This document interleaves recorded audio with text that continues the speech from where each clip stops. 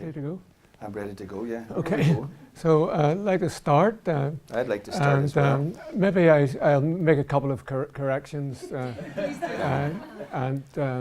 You just keep talking away. I just keep talking? Yeah, I'll keep talking while you're making the corrections. No, you keep talking away now. Just keep talking away. I'm going to keep talking away about James King. So that's what I'm going to do. That's what my job here is to talk away about James King. Whenever he said I was from Derry, actually, he might I'm from Larne.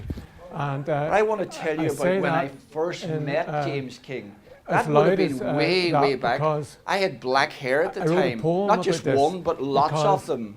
Derry I didn't people have are a very beard proud that was grey. of I had a being black from Derry. beard. If you met somebody on holiday, they would say, Blackbeard. "My name is Michael, and I'm from Derry." And I was invited, Caroline, invited up to the what was then the Ulster Polytechnic. I'm from somewhere between. I was invited there to do drama, and I thought, I don't want to do drama. I didn't know about James King. I didn't know about any reputation of James King, but I went along to do drama with James King. Community drama, John. So community drama. Wouldn't be here. Community drama with James King. In the first Never place, done drama in my life before.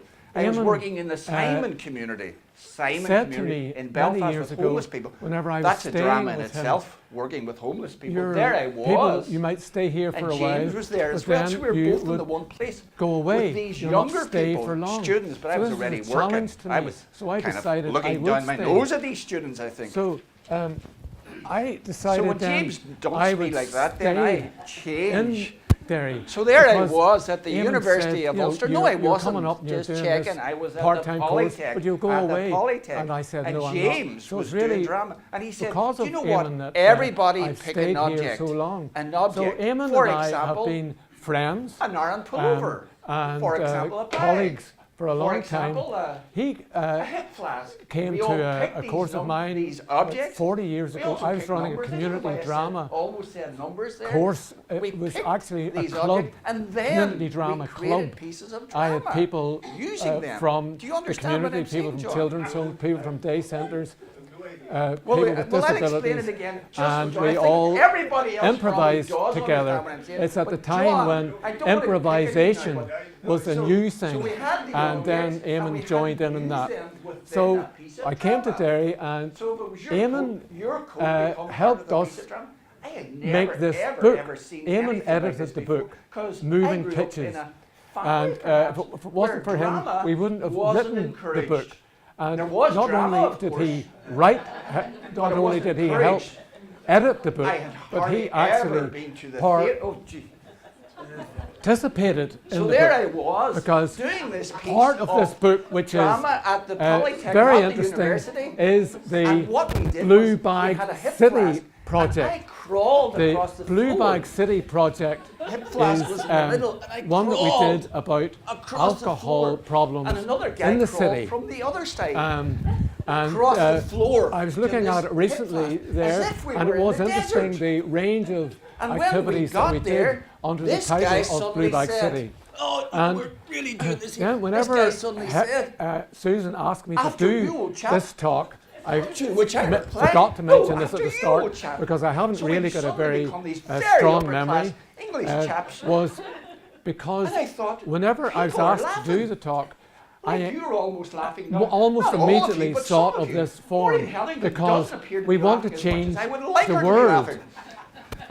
Because the reason I asked to sit in this, because we've got to change the world. The only time, John, and if we can't change the world now, when are we going to do it? Oh, that's been done. That's been done. Sitting chairs in different positions might not be like the Russian Revolution, but it's a change. Apart from the idea of the concept of people only seeing half the story at any one time. So says I to myself, there's something in this community drama. With Eamon's there's something to be gained from it. Whenever he lived in the Lone Moor Road.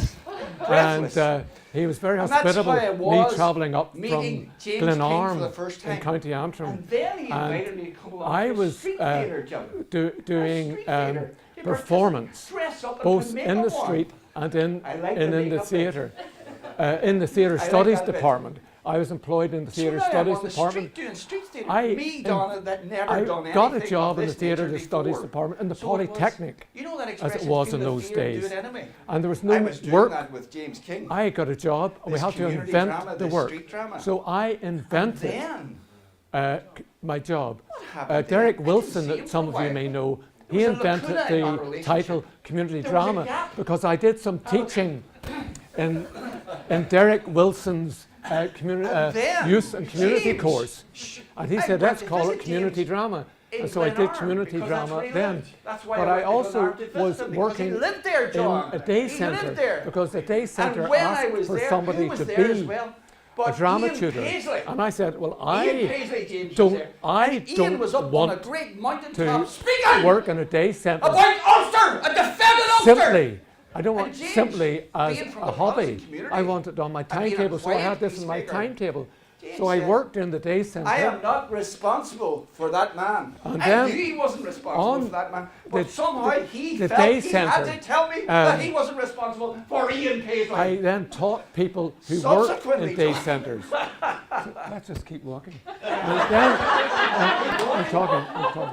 Okay, I want to, John, I need to show you the crawl. I'm crawling. Oh, so, imagine it's in desert. Crawling. So then we were teaching in the day centre, and it was a good while after that before I actually got into the performance art and the community drama. James King. One of the modules in the degree was one of the environmental performance processes when we did street theatre. Now the difference between theatre and performance art, which I tend to be doing nowadays, is that performance art is when you make it. Our paths have crossed subsequently. For example, James is a political activist. In theatre, you fake it. Performance art. This was what Amanda Coogan said recently in the so about the bombing of Gaza. This event here, so some although it's performative, as a performance artist, it is also who sometimes dresses up as a not clown. Acting. But you probably also know that he's a deeply serious at the moment, although it could be a performance, and it's hard to actually. This is what I like about this moment. I'm fascinated by this moment. Why is he saying that about me? It's because between he doesn't like performance and reality. Egotistic. He's is this more just ego-free me talking than I am. To you? You probably noticed this at this moment in a real here and now. So a campaigner for social justice. Or am I one of the people who stormed into Raytheon and said, myself? This is where the software is being created. What's nice about this has to go from our city. If our city is to be a city of on peace, the edge take Raytheon out of here. The performance who went before the courts and stood his ground on that. And this is what I'm... Sorry, I've just been speaking about James. Were you aware of that? I was partly aware. I heard you say something about... You mean you weren't listening to yourself? You were partly listening to me? In Paisley, and then you talked about me being kind. Ultra kind. Give it a round of applause for this very kind man. Very kind man. To you. Very kind man. To you. What do you see in me is also in yourself. Oh, a round of applause for him. What you see in me is also in you. This is one of the underpinning. One of the underpinning theoretical aspects. I like it. Underpinning theoretical aspects. I like that. Underpinning theoretical aspects. On the cusp. On the cusp of underpinning. You can't start talking academically without saying on the cusp. On the cusp, on the cusp, on the cusp. On the cusp, on the cusp, on the cusp. On the cusp, on the cusp, on the cusp. On the cusp! So, shall we sit down? Take a break? We shall. And have a conversation in 15 minutes' time about what we're doing? We shall. and maybe take questions into it. Talk in this staccato way? And move into a performance with Rory. And I'll remove these chairs? Yes. So I'm going to do some more definitely performance now. I don't know if this was performance, and this is the sort of question we can discuss, in what way it relates to the whole issue of the peace and reconciliation, conflict resolution concepts that the Garden of Reflection's about. And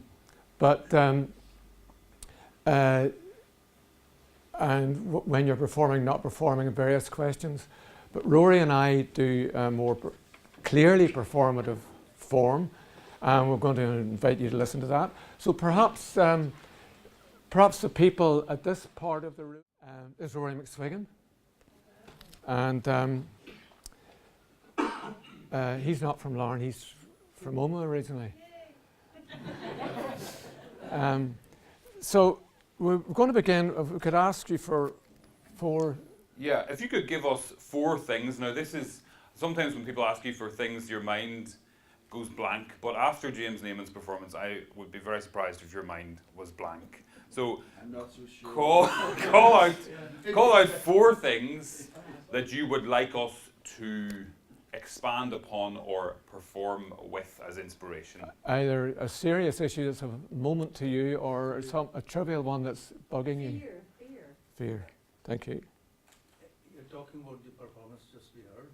Oh no, anything. Yeah, anything. First of all, my objection to that was hardly you can make out who was saying what. Yeah, well, okay, well that'll continue in the same vein. Okay. Okay. So. What are you trying to say? But there'll be maybe this was meant to be. I don't know. We'll have a plenary at the end where we can talk about that. So yeah, well maybe not. It's hard to put that into a thing. Confusion. Do you want to say confusion? Sense of fear, doesn't it? Right. Matchbox toys. Matchbox toys. Thanks, Eamon. Marriage. On the cusp. Okay. Okay, we've got matchbox toys. We've got fear. We'll maybe use the weather for the next one. Okay.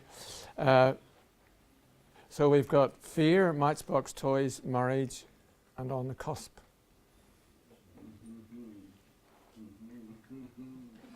So overlapping duologue. Fear.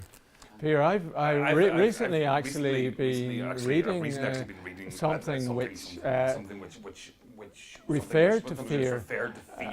I think it was fear is the thing that you got to overcome. I remember when Matchbox Toys came around. Right now, I don't actually remember when Matchbox Toys came around because I'm not old enough to remember that. But there was a bit of a confusion that resulted. The thing about Matchbox Toys is that they were slightly bigger. I was scared. I was really afraid of losing all my toys. My toys were really important I was always to me. afraid But of that losing didn't stop me getting up. That didn't stop me getting up and feeling the fear, feeling the fear, and doing it anyway.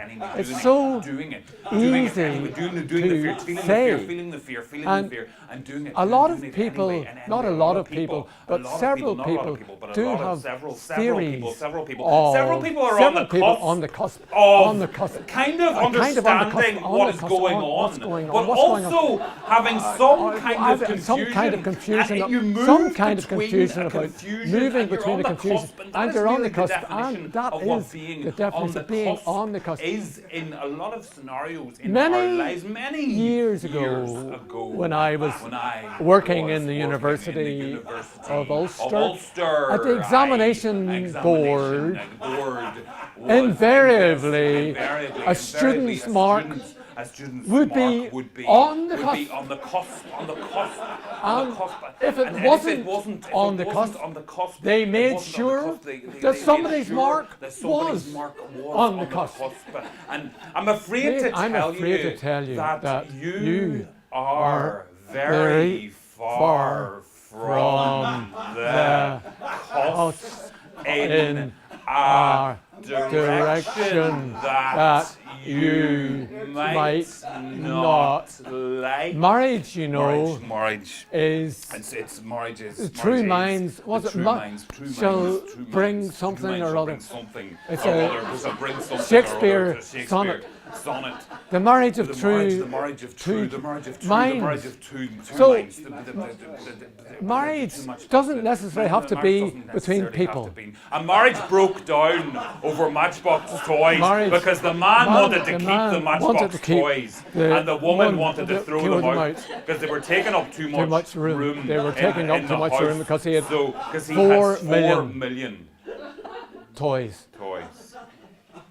Thank you. That was called overlapping duologues. Could we have a couple more scenes? One was weather, somebody said, didn't they? And Laughter. And laughter. Okay, weather and laughter. Right. Cats concert. Weather. Well, we can do that. We can do that one for the next one. Okay, weather and what was the other one? Did I say? Laughter. Okay, stop and swap. It's quite inappropriate. I mean, a couple of times I've been in situations where I've wanted to laugh, and it was really, really inappropriate to laugh. Weather is a very ordinary sounding word, so it is. I mean, whether or not. Why there? Why here? Withering weather. The thing about the weather at the minute, though, is that I thought we were over that snow. I thought we'd done the snow for this year, and then the snow just appears, and you're like, what? I've done all this snow already. It's not really working today for me. I've forgotten what the other theme was.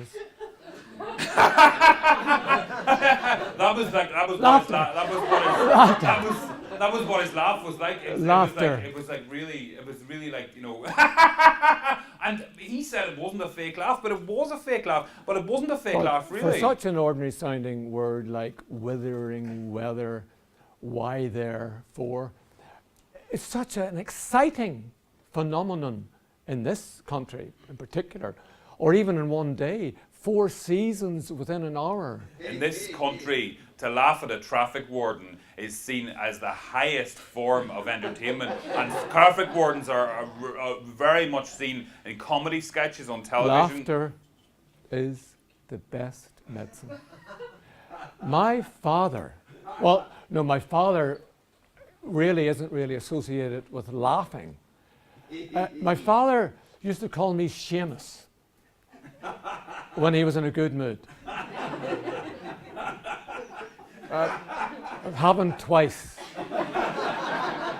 But he used to get the Reader's Digest. You see, when the weather is good, everybody's in a good mood. Even if it's a Monday. I find like on a Monday, if it's sunny, you're kind of going, oh, okay, but you kind of think then you've It does affect one's mood. I mean, I think I have a touch of SAD, seasonal affective disorder. So at the moment, I'm beginning to become more cheerful than I was. Of course, that's not to do with the weather. I can really identify with people who laugh inappropriately in situations. There are some people, not to look at anybody in particular, whose laughter is very, very recognizable. And then when you come, audible. When you come round the corner and you see that one side of the street is snowing and the other side of the street it's sunny, you know that you live in Ireland. Ireland, thank you. Okay.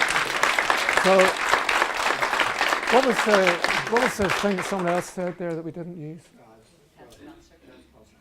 So we'll do monologue and...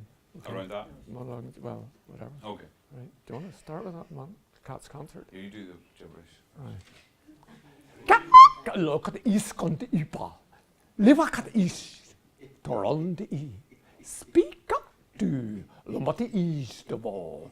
they're all the udavonti kai di by the but no matter no baka lobaka igos kada ivalan to their whiskers were the only part of them, you see, that they didn't have that was the same as what humans. I mean, imagine if humans had whiskers, then they would do a whole. Kuwa we eralomo ati tu pa ti pa kia manka ivasti idavo. So their unique selling point could be incorporated into the concert, and the concert. Can you ask on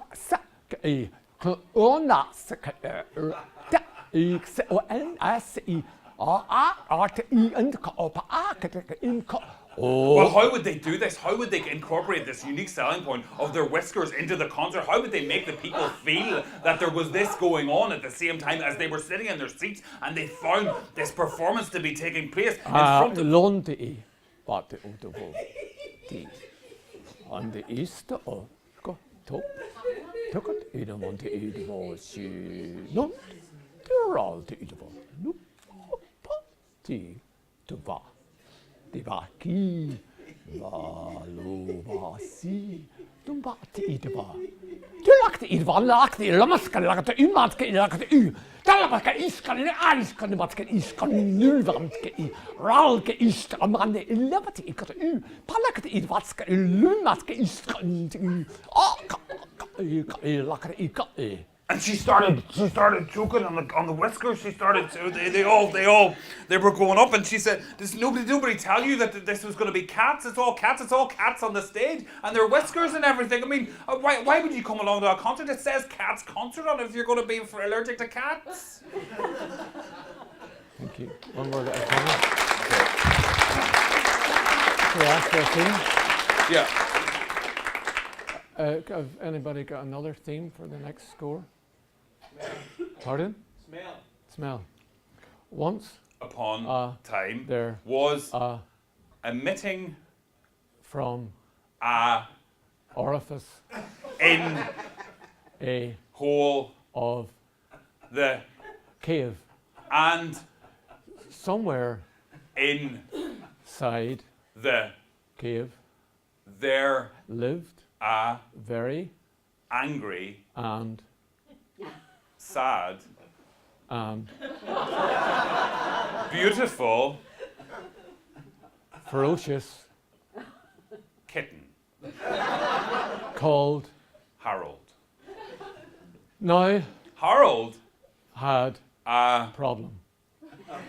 Besides His anger and frustration and sadness, this was his being unable to smile at his smell. His Smell was the phenomenon that astounded many scientists, and artists, and geologists, and veterinarians, and perfumers. So He took a trip to Derry and went to a chemist. where He told the chemist that his problem was severe. so The chemist fixed it. Thank you. like 1, 3, 1, 2. Okay, this is.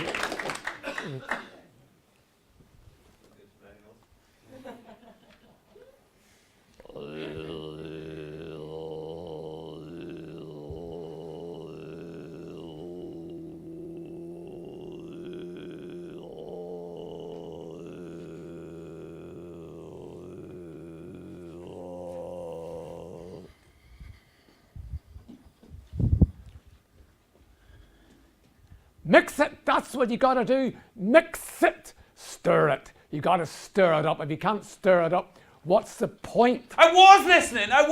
See, the whole time you were down there, I was listening, right? But then, like, I have to be doing other things at the same time. So, you know, if you're listening at the same time as you're doing stuff, that's all right. I mean, people say that... Here. Come on. Come here. Come here when I'm talking to you. I said, come here. I'm going to count to 5. And if you are not here by the... I can hear all these things, right? I can hear like beeps, and I can hear like long beeps are going like, and then beeps that go, and I don't know what they're trying to say to me. I think they might be trying to say, you know, It's my heart. It's my heart. It definitely has to be my heart. It can't be indigestion. Because indigestion sort of comes and goes, and I haven't eaten anything. A fry! An Ulster fry! What would you be doing without it, hey? What would you be doing without it? You'd be doing this. You'd be doing this without it. You'd just be lying on the ground and crawling along like that, like that.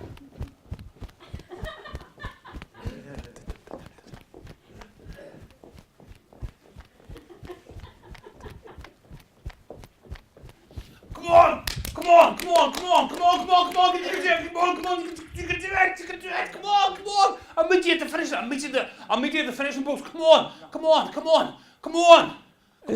Is victory really all that important? Perhaps there are other reasons for running.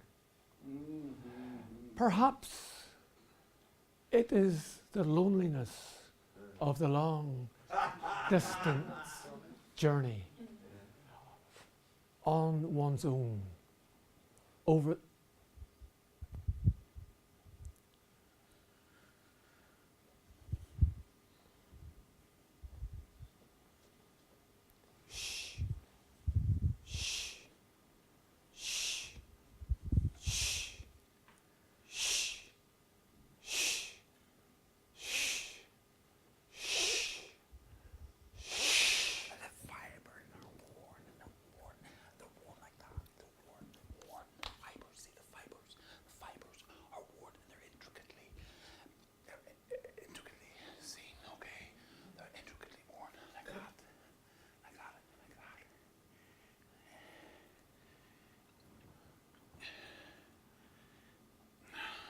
round and round the garden goes a teddy bear.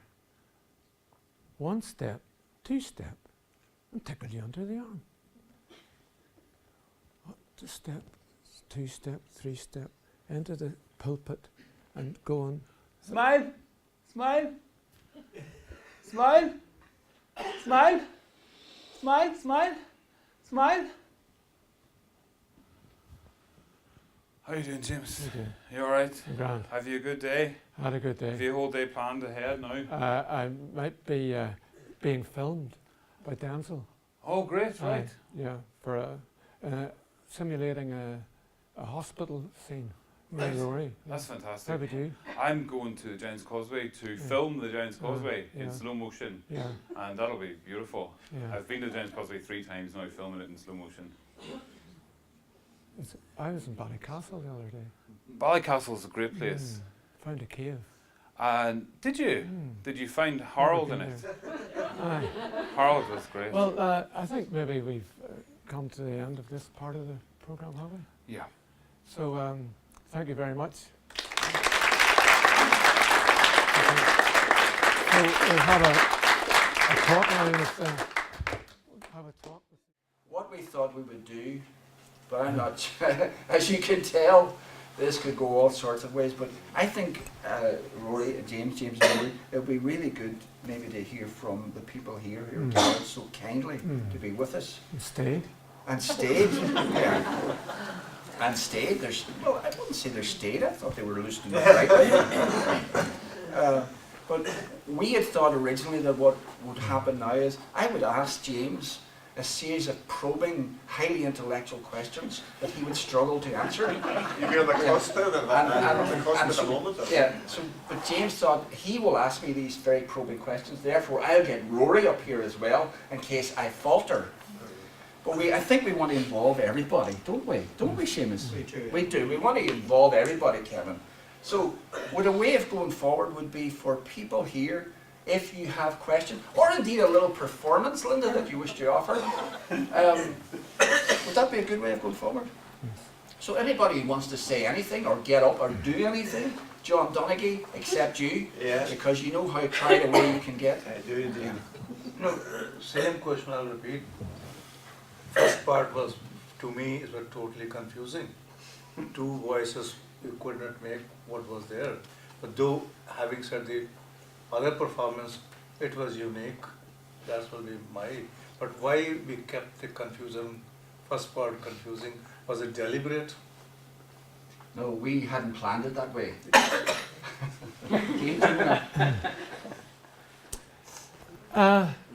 Well, whenever I was asked to be a speaker, I felt I wanted to contribute to the Garden of Reflection series, but I couldn't visualize myself standing or sitting in the very position you're in right now, or lying down, or walking around, giving a talk or a presentation, particularly on my own. So, in fact, the idea of the two chairs popped into my head.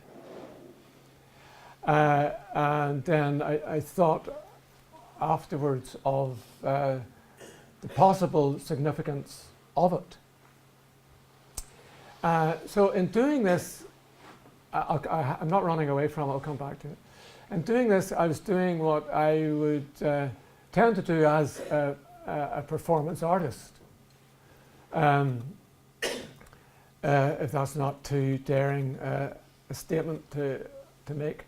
And because in performance art, I mean, Rebecca and Caroline and Donna there are in our group that we perform with in Derry every week. So in performance art, and probably all sorts of creative work and artists, that if you have an intuition or a hunch, then you respond to it, and you welcome it, and you respect it, and you work with it. I mean, like Rory and I in that final score, which we call One Freeze, One Do, were intuitively responding to each other in the moment, in relation. And this type of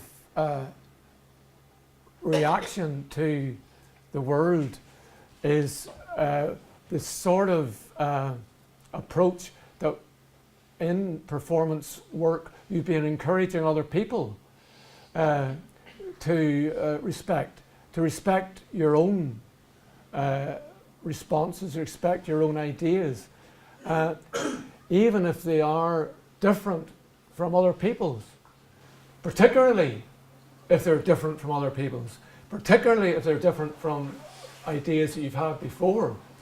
Because in relation to the notion of diversity in the Garden of Reflection theme, we want as diverse ideas as we can to be creative, because in performance artwork, there isn't, I think I said this in my original talk in the middle, there isn't the idea of the performance art on the shelf here, do my performance art, and then go home and do other things. That the awareness that I experience, the heightened awareness that I experience during performances, and do things like the intuitiveness, is what I would like to bring into my everyday life. So in planning for the talk, the presentation, I had this hunch about two people being listened to, not perhaps being heard, or then afterwards I would reflect on that. So we have the idea of people talking at the same time, and we do have, this happens we have all sorts of voices. And the other thing is that we only hear half of what somebody's saying. If I was you, I would have heard about half of what I've just said and remembered less of it. So I've actually made a mistake, which I'm terribly sorry. I made a mistake. No, I'm sorry to James.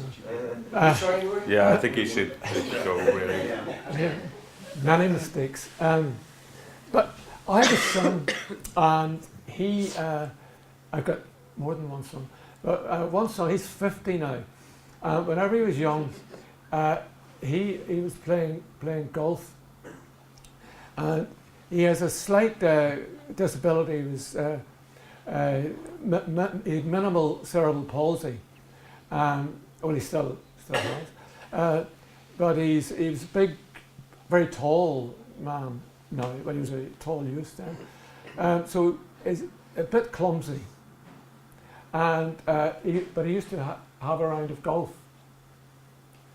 And I came to meet him at the end of the golf round. No, I think maybe I had gone around with part of it. Yeah, we were checking our scores, and his score was quite low. So I said that was quite a good low score you had there.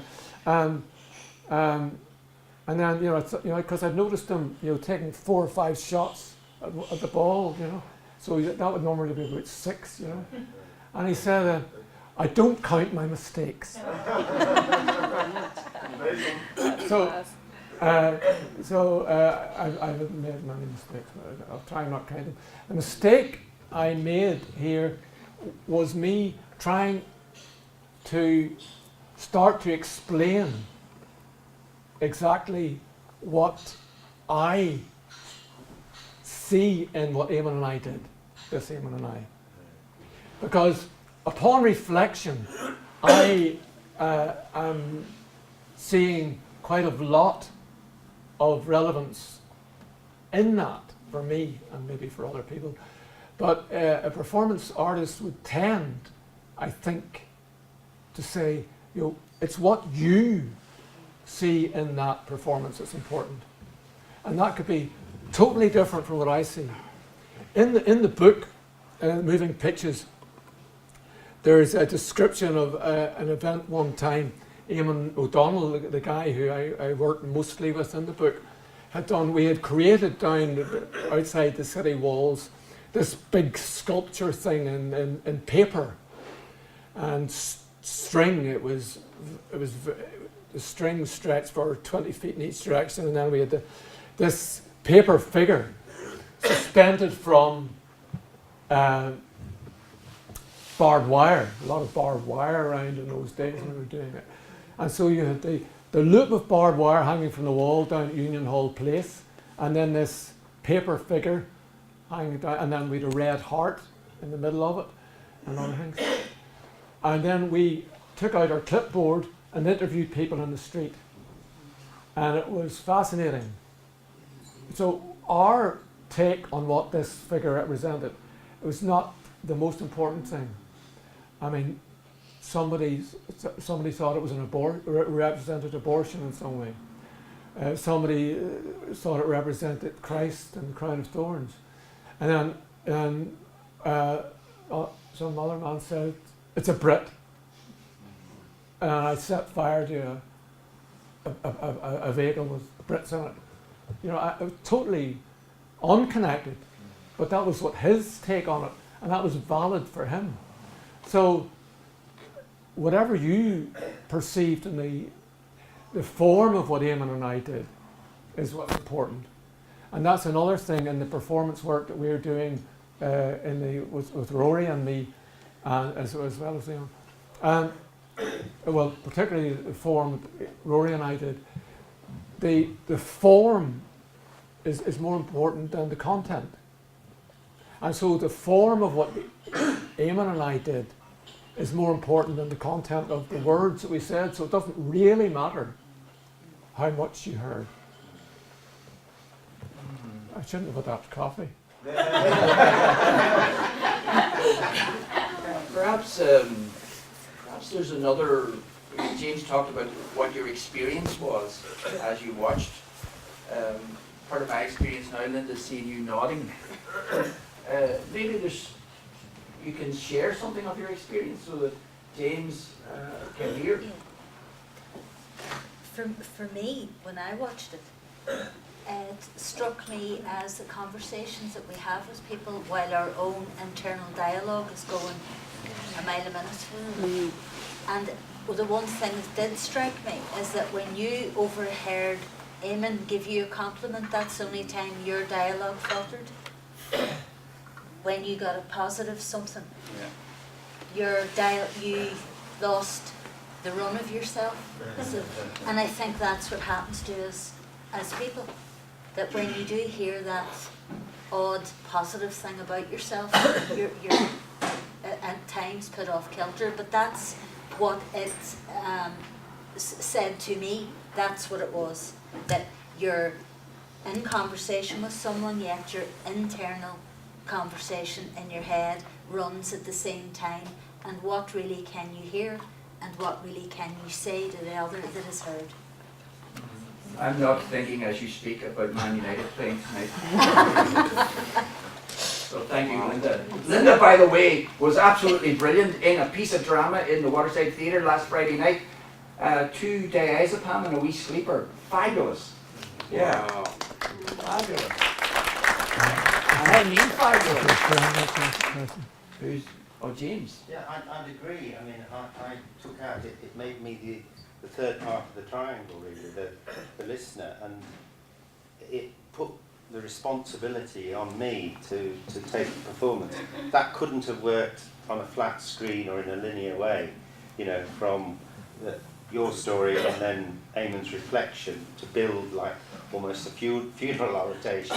It was actually your sort of very humble, practical description circulating with Eamon's more and more impassioned thing until it came to that point, kindness, and then that sort of two positions came as one. So I thoroughly see that point of it's the watcher, isn't it, that's taking out of that. And to me, it's, as I agree, it's like so many conversations I listen to inside and across a room in meetings. So it just is I'd love to see that done again, you know, and in different contexts. So thank you. Yes, James. For me, you know, I thought you'd actually planned it like this. You know, it was one of the best things I've seen in communication for a long, long time. You know, and what it told me, and my takeaway from this is that you're focused on one thing, one speaker, or trying to focus on one speaker, trying to pick out the bones of what that speaker is saying. The second person's voice fades to obscurity, but nevertheless may be as important or more important than the speaker. And you know, and that is very indicative of what we come across here on a daily basis. We're so focused on the one thing that we fail to see the importance of the other. And also the quiet voice, the voice in ourselves too. Mm-hmm. Yeah. The background voice. Can I just say, I found it confusing, which was good. And I think you probably could have done it with more than two. More speakers actually. I think for me, what came over was all the different messages that we receive every year from the media, from the church, from politicians, and that just leads to a kind of paralysis. We're trying to pick up on the ball, you know. It's nearly all the same thing. It's nearly like we're talking about each other, but it's nearly all the same subject. And at some stage, I think we either switch off or we go psychotic or something. The man said you can only focus on one thing at the one time. I'm wondering when you do that kind of thing, are you getting at something deeper? And then just communication. Are you getting at the production of meaning that goes in a certain direction and leaves things out as well as including things? In the one that Eamon and I did, or all of us? Well, sometimes,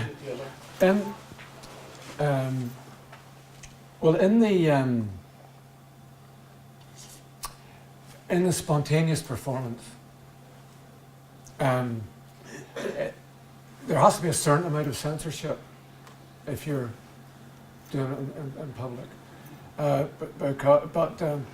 But on the whole, you're trying to allow those thoughts to emerge. And I don't know if they'll be deep or not, but they may be original. I would also, after performances, it's in the book as well, sometimes write up reflections.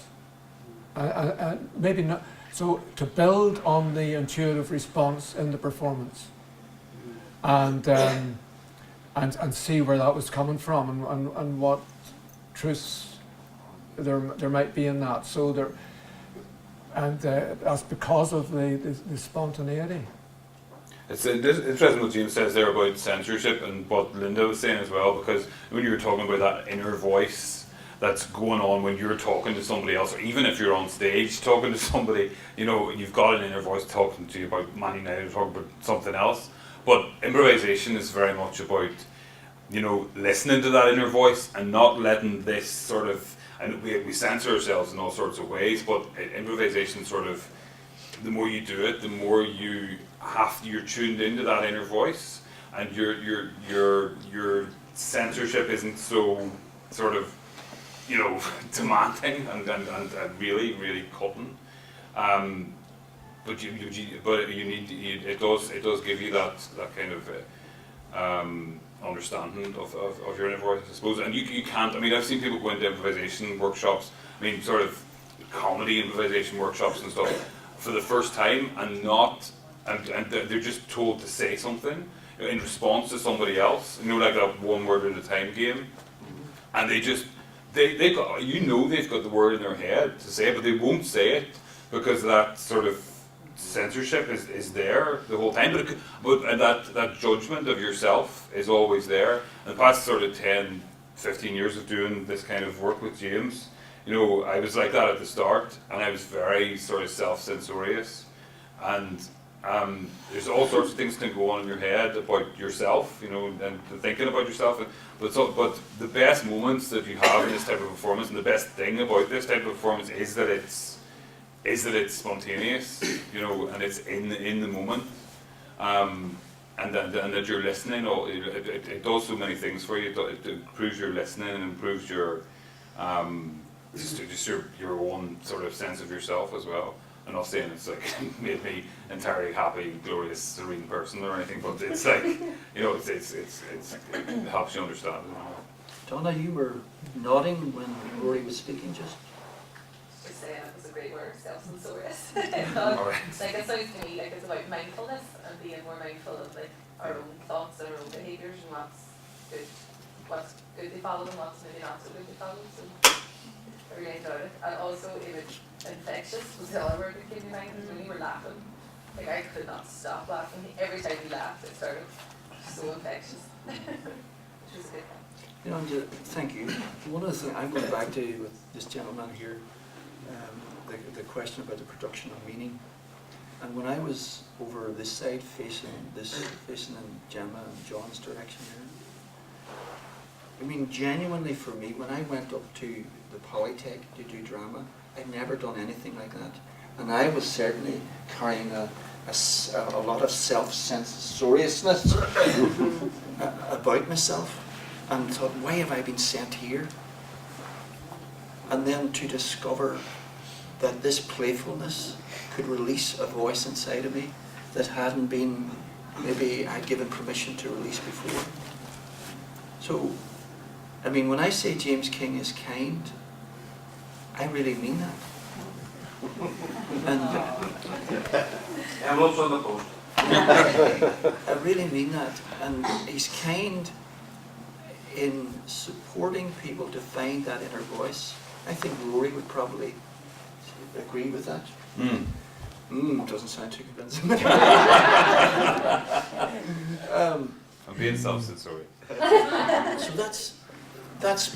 So for me then, what I was able to do was produce more meaning in my own life.